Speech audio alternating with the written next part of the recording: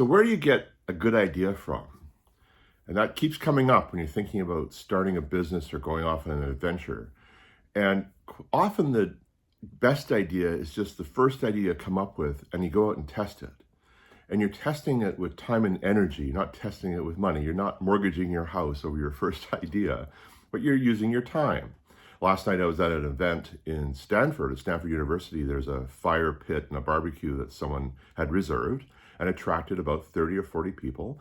And some were venture capital investors on a small scale, but important people. Others were startup founders. Others were people like me who were wannabes. And it was hard for me to get into the conversation because I feel a little bit intimidated by these people because they're doing what I want to do, and many of them are doing it very well or have been doing it well for a long time. But we started talking, and I talked through my concept of being the gap between a complex technology and ordinary people. And what I found was that many of these people are working with experts already. They're doing like compliance for finance, so tools that a well-trained finance person would use, and a person who has to change what they're doing every 5 years because the regulations change every 5 years. Another guy was doing crypto security, not cryptocurrency, crypto security for government agencies. So you see these guys at the very high end who are very well integrated with the intelligent customers, which are not my audience. Nobody was really doing a general deployment type product like Copilot is at my company. Doesn't mean that I'm wrong, it just means it could have been the wrong audience for me. But getting up and talking to people and making myself think through what I'm offering in a logical way that I can explain to someone coming in cold to it was a good exercise for me. So I'll go to these sorts of events once a week if I can find them, maybe twice a week if they both look interesting. But this is what I'm doing. I'm talking through the idea. When I started my technical writing business, I didn't intend to start a business. What was happening at work was we were using an IBM system, and 4 of us were system operators because it was a retail store that was open 7 days a week for long hours. So to cover all those store hours, we needed 4 people. And we had a system that was well developed, and the manager was concerned that if none of us were available and he needed to bring in a contractor from IBM, they wouldn't know what we did. They know how to run a system that we had, but not specifically what we were doing. So we wanted to document it so a stranger could come in and take over if necessary. So we all sat down and figured it out. And after 3 months of working on these, we had produced 75 documents between 4 of us. Well, actually what happened was I had written 72, and between the other 4, they had written 3. Now, many of these were one-pagers, very simple instructions, but if you're coming in out of as a contractor from elsewhere, you need to know what those are. So they're all very important. But I realized I had a skill that I hadn't tapped that other people found unattractive. They weren't interested in writing these documents. So I went to the manager and said, could I finish this program at my overtime rate in my own time? And he said, yes, I could, providing I got a tax number, because they couldn't cut a check for me without a tax number. And at the time, the tax was called the Goods and Services Tax in Canada. So I got a tax number, and I made up a company name because the lady who managed handing out the checks or mailing the checks was one of the biggest gossips in the office. And if she'd seen my name on a check for X thousand dollars every month, it would have been all over the office. So I made up a name, Scriptorium Documentation, young guy with ambitions, silly name, but it worked.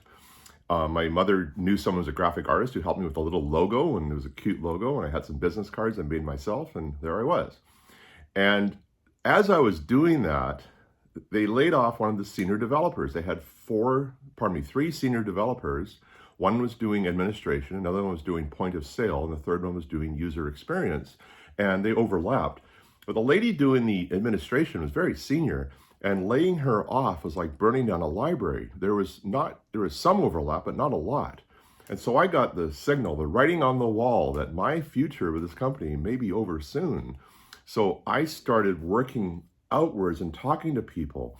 And there was an IBM user group. That's how IBM marketed the system, is they provided a user group with speakers, And the user group had its own council of members of this user group, people who use the same computer system. And there was about 40 or 50 companies in Vancouver who used the same system. So they had a newsletter. And guess who decided to be the editor of the newsletter?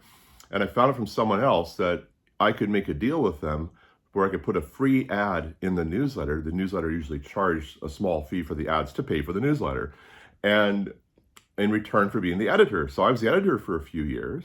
And also, just the way things worked out, no one wanted to be president. So I became president of the IBM AS400 user group for British Columbia, with really no business being there except that I worked for a company that had an AS400.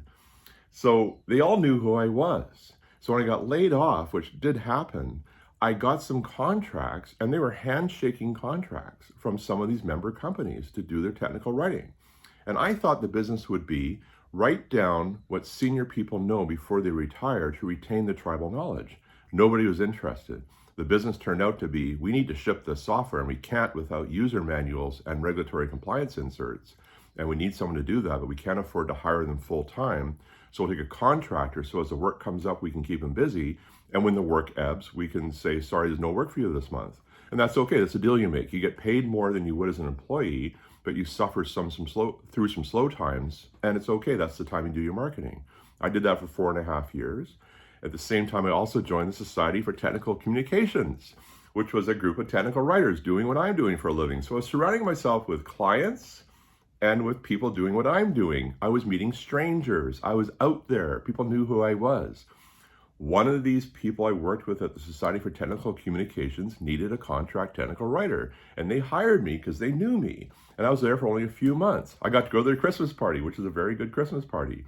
One of their senior managers was leaving for California, along with 9 engineers from the same company. We're going to the same startup in California. And I made sure I knew where he was going and kept his contact information alive. And we talked over the phone, and 4 or 5 months later, in June 2000, they were ready to fly me down for an interview. This is the times in Silicon Valley is, can you hire someone and we'll fly them in for interviews? There was lots of money, lots of investment money so they could do this. So they flew me down with my wife, and we went for a day of interviews, and they hired me. And I came to Silicon Valley as a technical writer, as an employee of the startup, and I dropped my business. I said goodbye to my clients in the softest way possible so they weren't left in the lurch. And here I am.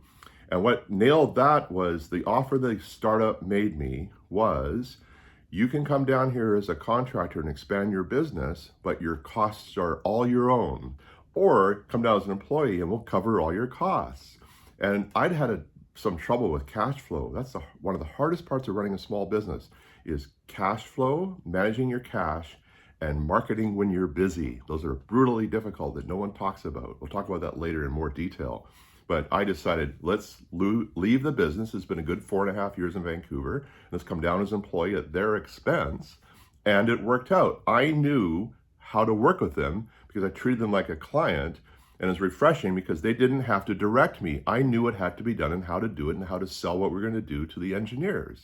And when we were acquired later by a much larger company, I came in with all this knowledge that the senior writers who had been in this big established company for years didn't have, because they didn't need to prove their authority. Their badge was their authority. Therefore, we are the writers and we're the experts. I'd gone through 5 years of having to prove myself every week to different clients. So I came in with an advantage of having been through the ringer and having shown that and showing those skills. When things changed in 2001, when the dot-com bubble burst and Cisco and other companies were laying off thousands of people for the first time in some cases, they retained me because of my different skills. And then they asked me to be a product manager. And if I had said no, I would have been back in Vancouver probably 2 years later, laid off. Instead, I said yes, and I dropped technical writing and became a product manager. I've been doing that for the last, 23 years. So there you are. More tomorrow.